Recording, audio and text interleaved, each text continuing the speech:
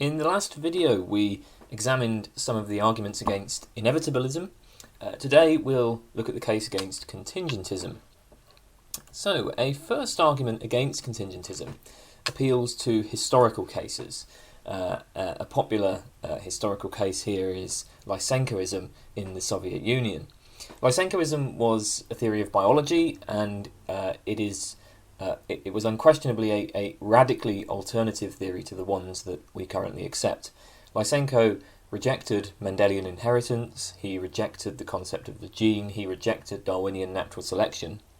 Instead, he built a theory on the Lamarckian assumption of inheritance of acquired characteristics, and also on the assumption that evolution proceeds primarily by cooperation, rather than the competition that was emphasized in Darwinian theory. Lysenko was regarded by Soviet authorities as being more in line with Marxist dogma, and it therefore received enormous funding from the state, while any opposing biological theories were suppressed. Defenders of mainstream biology were imprisoned or even executed. So, how does this tell against contingentism? Well, Lysenkoism was a disaster. While agricultural productivity was rising in other countries thanks to the application of Darwinian and Mendelian principles, Soviet agriculture was enfeebled. Lysenkoism simply didn't deliver the results, despite the enormous institutional support it received. So it looks like then you can only escape the facts for so long, right? You can only ignore things like genetics for so long. Eventually, it catches up to you. So I think this is a pretty weak argument for a couple of reasons. First of all, it seems to me that this is simply changing the subject. When we stated what was the point of debate between contingentism and inevitabilism, we were, just by hypothesis, considering an alternative history where scientists have academic freedom and where science is properly funded and so on. So a historical example of scientists being forced to adopt a particular view really doesn't tell us anything about this. It's just a different question. And more generally, from the mere fact that Lysenkoism failed, whereas Mendelism succeeded, this doesn't entail or even suggest that only Mendelism would succeed. Perhaps there are a variety of other theories that could also have been successful. If I go out bowling with a friend and I perform very poorly while he gets strike after strike, it would be pretty absurd to conclude that nobody else but him could be a successful bowler. So I'm not really sure that this kind of case tells us much about the debate between contingentists and inevitabilists. So a second argument. Perhaps the most obvious argument, actually, is to say, well, look, if you replay the tape of the last few hundred years, people would still live in the same world. The same basic facts about reality would still obtain. Now, science, we often think, leads us towards the truth. Scientists may go off track, perhaps even for decades, but rigorous experiment brings them back. Thanks to the special features of scientific institutions, so the special features of the scientific method and the system of peer review and so on, science is self-correcting. If physics had developed without quarks, it would have been mistaken. But physicists correct mistakes, and so quarks would have been proposed sooner or later. Steven Weinberg has a nice phrase which I think expresses the intuition here. In science, he says, "The pull of reality is what makes us go the way we go." Science has these special features which pull it back to reality even when it goes off track. So it's not contingent because science tracks the real world. So what might the contingentists say about this? Well, one thing to notice is that this objection seems to depend on adopting a realist metaphysics of science. It rests on the assumption that scientific realism entails inevitabilism. Given scientific realism, the results of science are inevitable. If you're not aware of what scientific realism is, I have a series of videos on it, which I recommend you watch. But to put it briefly, scientific realism rests on three claims. It claims that there is a mind-independent world, that scientific theories provide literal descriptions of the world, and that our best scientific theories are approximately true. And this is the common sense view of science. Right? We hear scientists talk about electrons and black holes and genes and evolution by natural selection. The scientific realist says there really are electrons. They really exist. They're part of the mind-independent world in the same way that trees and cars and mountains are part of the mind-independent world. Science gives us genuine knowledge. It tells us how things really are. So, one argument against contingentism, this argument, is to establish scientific realism and then claim that scientific realism entails inevitabilism. Now, there are a variety of other views you might adopt. We won't go through the arguments for realism here. As I say, I've got a whole series on it. But I do want to ask, if scientific realism were true, let's assume that scientific realism is correct, would that entail inevitabilism? Well, certainly it doesn't seem to be a logical entailment. It doesn't seem like realism logically entails inevitabilism. But it's easy to see how realism and inevitabilism might be mutually supporting. Scientific realists claim that our best contemporary theories are approximately true. But if, as the contingentist claims, wholly different successful theories could have been adopted by scientists, well, how can we have any confidence in the theories we actually hold? So it looks like realism and inevitabilism kind of support each other. Now, one way we might respond to this then is to reject this claim of mutual support. Howard Sankey, in his article Scientific Realism and the Inevitability of Science, has argued that actually that there is no such connection. Sankey says, look, all realism claims is that scientists know the truth, or at least the approximate truth, about the external world. But it doesn't claim that scientists know the entire truth. It doesn't claim they know the truth about everything. And actually that's kind of obvious. There are all sorts of things we don't know. We don't know the nature of dark matter, for example, despite the fact that that dark matter comprises a far greater proportion of the total mass energy of the universe than baryonic matter, which is the matter that we're made of. We really know nothing about it. So given that our knowledge of the world is only ever partial, then it follows that two different sciences could always increase truth in different ways. We can imagine an alternative science that has a very well-developed, well-fleshed-out theory of dark matter. That science might not have anything much in common with our science, but they both be successful and they both be true. So to put this in terms of Weinberg's pull of reality phrase, Sankey's point seems to be that there can be different paths to reality, and since at the moment we don't have a final complete theory of the world, things could well have developed differently. Even if at some unspecified time in the future all sciences were to converge on a final complete theory, that doesn't entail that they are now so convergent. Now, I'm not really sure that Sankey's point here is all that persuasive, because when we look at the kinds of questions that are asked by scientists, they're often what we might call big questions. For example, what are the fundamental constituents of the world? How did humans come to arise on this planet? And so on. And it does seem like, if you want to know how humans came to arise on this planet, you'll need to appeal to evolution by natural selection, to principles of genetics and so on.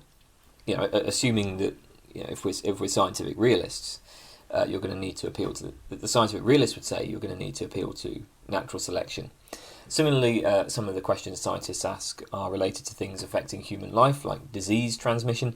Again, from the point of view of a scientific realist, we're not going to be able to make much progress on these questions unless we understand the existence and properties of various microorganisms. I mean, certainly, two scientific investigations could develop differently if they ask different questions about the world. That's fairly trivial. But assuming that we focus on the same phenomena and ask broadly the same questions, it does seem like there's a tension between realism and contingentism. It's not clear you could build up many truths about the evolution of humanity without an understanding of natural selection. Any theory of our evolution that fails to have a substantial role for natural selection will be, at least for the scientific realist, completely wrong. Because the realist would say, well, we know that natural selection did play a substantial role. Okay, a third...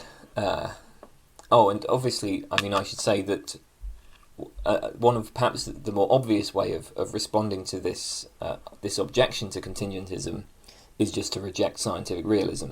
If the contingentist rejects scientific realism, then they'll have a response to this objection. But a third objection to contingentism is what we might call the put up or shut up objection. This objection is a challenge to the contingentist. And the challenge says, look, if you claim that science could have been radically different, well, how exactly could it have been different? Give an example of an alternative theory. And if you can't do that, well, then we have no reason to believe that science is contingent. Admittedly, of course, perhaps we also have no reason to believe that it's inevitable. But we could just be agnostic on this issue. We could just refuse to take a position on whether science is contingent or inevitable. So we could say, well, look, if you're arguing for a particular position, the burden of proof is on you to defend it. The contingentist shoulders the burden of actually producing an example of an alternative theory. So, one response to this is to accept the burden of proof and then try to give examples of alternatives.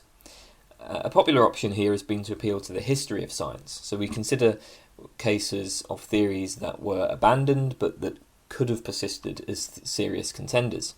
One example of this is the recent book by Peter J. Bowler called Darwin Deleted, which considers how biology might have developed if Darwin hadn't been around to formulate his theory of natural selection. Of course, natural selection was also suggested by Alfred Russel Wallace, but there were differences between Darwin and Wallace. For instance, Wallace never really had any interest in the analogy between natural selection and artificial selection, which was very important for Darwin's theory. And of course, Wallace never amassed anything like the evidence that Darwin did. Now, I should say I haven't read Bowler's book, so I can't comment on it, but that's an example of counterfactual history, if you're interested. What I'd like to do, rather than go into these examples, is raise a couple of general objections to anybody who tries to defend contingentism by appealing to examples of alternative theories. A first difficulty with making this response is that we can come up with alternative theories, but that doesn't seem to be enough to properly have put up. It doesn't really seem to be enough to actually establish contingentism, because we then have the additional question of whether the sciences could have developed so as to accept something like our alternative theory. We need to show not just that there is an alternative theory, but that it has enough virtues relative to current or past accepted theories that scientists might have accepted the alternative instead. But it really isn't clear how we can possibly show this, right? How could we ever know how scientists of the past might have responded to some alternative theory that we come up with? That really just doesn't seem like something that we could possibly know. A second problem with putting up new theories, raised by Gregory Radic in his article Other Histories, Other Biologies, is that we can only compare the theories with the observations currently available. But observations are theory-laden. This notion of theory-ladenness is discussed in my video on incommensurability, so check out that video if you're interested in more detail here. But essentially, theory-ladenness of observation is the claim that the adherents of different theories describe the same events differently. They attend to different patterns in the world, they ask perhaps different questions, they develop different experiments, and so on. Observation is not something that's neutral between different theories. The observations we make are dependent on the theories we adopt. So Radic gives the example of Mendel's pea plants. Famously, the seeds were either green or yellow. Mendel found that when cross-pollinating a purebred plant that produces yellow seeds with a purebred plant that produces green seeds, the seeds of the first generation will all be yellow. But then he allowed these yellow-seeded hybrid plants to self-fertilize, and the second generation displayed both yellow and green seeds in the ratio of 3:1. Whenever he performed this experiment, he had the same result. This first generation is always all yellow seeded, and the second generation was yellow seeded to green seeded in the ratio 3:1. We would say today that there are two discrete alleles, one for the yellow colour, one for the green colour. The yellow allele is dominant, the green is recessive. Here are the Punnett squares for the peas. Every plant of the first generation from the first generation hybrids from the green and the yellow parents inherits both the dominant yellow allele and the recessive green allele, so only the dominant yellow allele is expressed. But in the second generation, after one of these self-fertilizers, you get some with only the recessive green alleles. Now, this is, of course, a very important experiment in the history of genetics, but Radic suggests that actually it's not really as straightforward as it's sometimes presented. In fact, there are not two different types of colour in these seeds, yellow and green, but there's a continuous gradation from, green to slightly yellowish green to maybe intermediate green-yellow, and so on. And here are a couple of examples. You can see in these pictures the variation in colour. Obviously these are wrinkled and these are smooth as well, but just ignore that and just look at the colour. You can see that there is variation. Now, the point that Radic is making is Mendel's theoretical perspective led him to characterise anything more greenish as simply green, anything more yellowish as simply yellow, and the purely intermediate forms were perhaps ignored as exceptional. Modern presentations tend to follow Mendel in this. But it seems that a different theoretical perspective might have led to a different categorization of the same data, and in fact this was the case historically. The Mendelian theory of heredity was opposed by the biometricians. We don't need to worry about the details of the biometrical theory. What's important is that the biometricians focused on continuous variation, such as height. Right? There's a wide range of height, and if your parents are two different heights, you might end up being something in between, rather than exactly the height of your mother or exactly the height of your father. The biometricians held that the discrete factors, these discrete alleles proposed by Mendel, were inadequate to account for continuous variation like this. And the biometricians didn't accept Mendel's description of the seeds. Raphael Weldon, one of the founders of biometry, says, and I quote, "In attempting to judge the results of other observers, including those of Mendel himself, I have consistently found it difficult to understand the statements made, because of the vagueness of the terms used to describe shape and colour." He describes the peas, Weldon describes the peas as showing, and I quote, "a fairly gradual series of transitional colours from a deep green to an orange yellow." So similarly then, another example of this is the case of fruit flies studied by early 20th century Mendelians.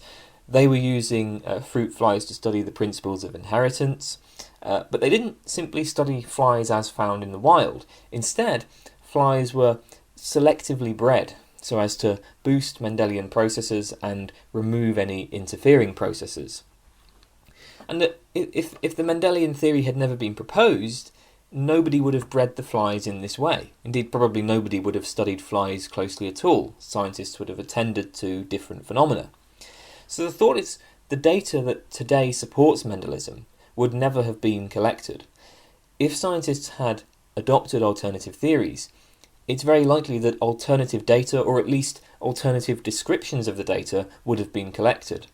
But with this in mind, it's not really clear what the value is of suggesting alternative theories. Any alternative theory that you come up with is bound to look inadequate given our current observational data. It seems like the deck is stacked against the contingentist in this respect, because our observations are influenced by the theory we accept, and obviously any alternative theory that the contingentist comes up with is not going to be one that we accept.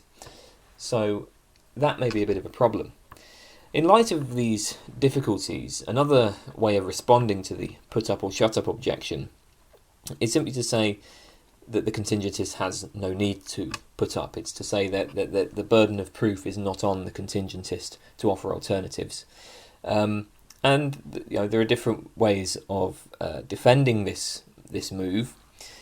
So Ian James Kidd, for example, in his article Inevitability, Contingency and Epistemic Humility, he points out that the put up or shut up objection is framed as a choice. The contingentist must either put up by offering an alternative, or she must shut up and drop her theory. But if this is offering a choice, it presupposes that it's possible to either put up or shut up, or at least it's if contingentism were true, it would be possible to do either. But there's kind of an obvious problem with putting up. The development of scientific theories arises out of whole communities, given lots of time, lots of funding, various material resources. Obviously, the contingentist has none of that. So even if contingentism were true, it looks like in practice it would be impossible to produce an alternative theory. So the fact that the contingentist is unable to offer an alternative doesn't really tell us anything. It doesn't tell against her theory. So Kidd's argument then is based on purely practical considerations. In practice, you're not going to be able to put up, so it's ridiculous to ask the contingentist to do so. Stephen French has a somewhat different take on this, which similarly suggests that the contingentist doesn't need to put up. This is stated in his article Genuine Possibilities in the Scientific Past and How to Spot Them. So we can ask, what exactly would the contingentist need to do in order to offer a counterfactually alternative theory? Well, if the contingentist's theory is formulated in only a rough, suggestive way, then it looks like she hasn't really put up. It looks like all we have is just more speculation. A rough outline of a theory isn't an alternative theory. It's just a rough outline. So that wouldn't be enough to convince the inevitabilist. On the other hand, suppose the alternative is fleshed out into a fully developed theory. The contingentist works out herself all of the details of the new theory. Contrary to Kidd's suggestion, maybe this is a genius contingentist who's able to work out the theory.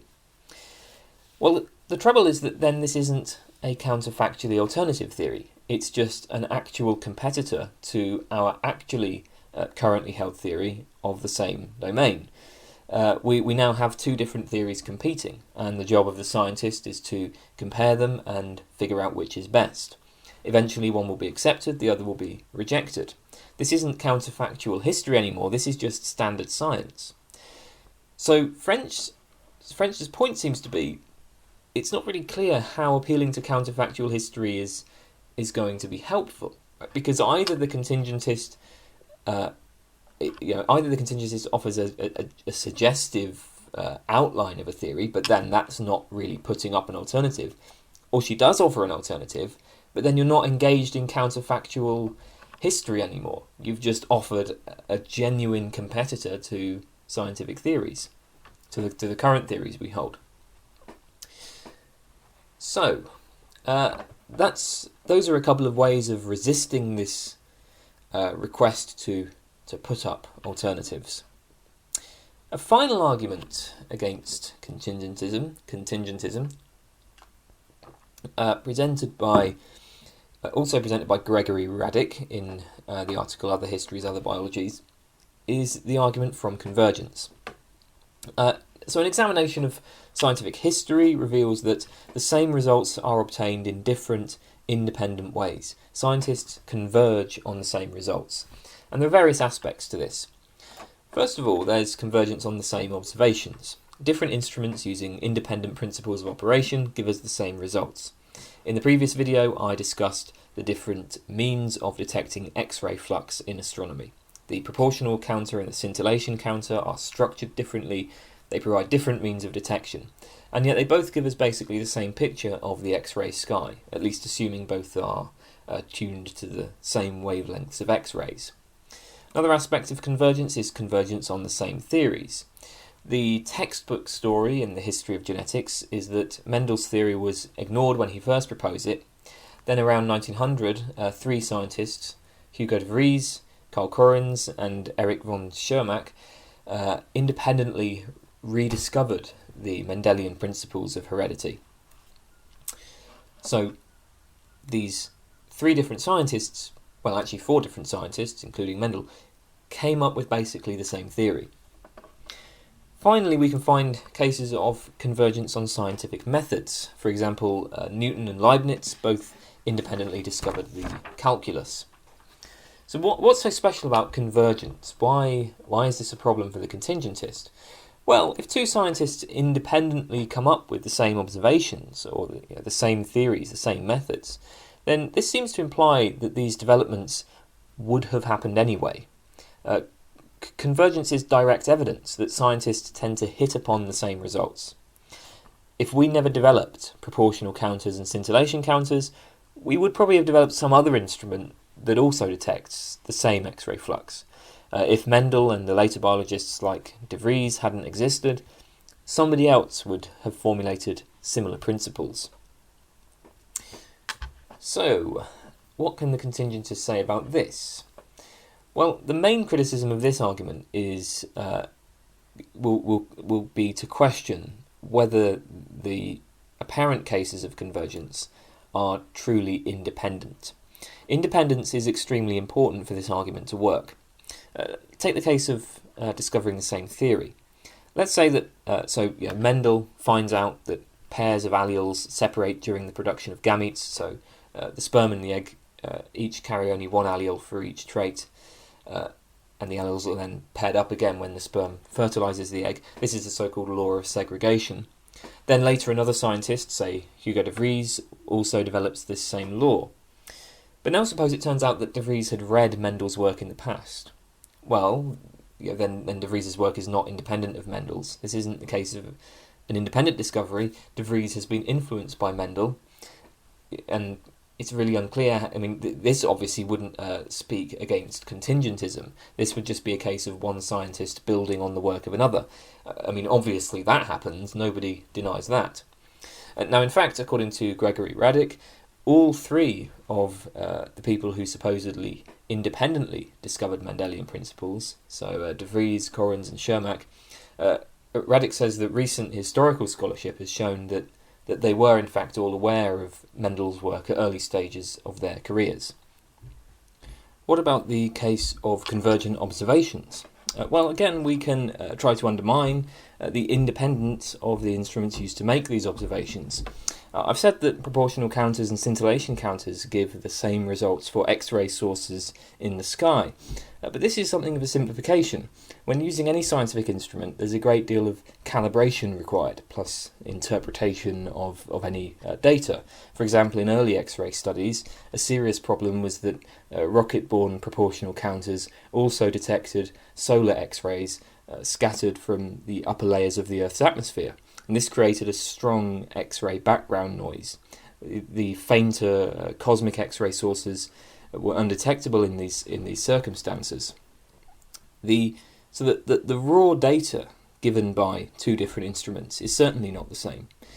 We can only say that instruments make the same observations after we've applied various techniques for interpreting the data. And perhaps these techniques could have been different, but certainly it seems difficult to say that, well, certainly the instruments did not develop completely independently. So, I mean, learning to use instruments in such a way that they give reliable results. That took time and effort. It's not obvious then that the observations made using these different instruments are independent in the required way. On this point, we might recall Hacking's argument in the last video about determinations of the velocity of light.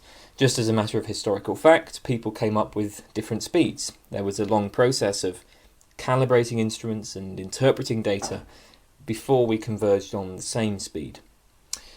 So those were some arguments related to this debate between inevitabilists and contingentists.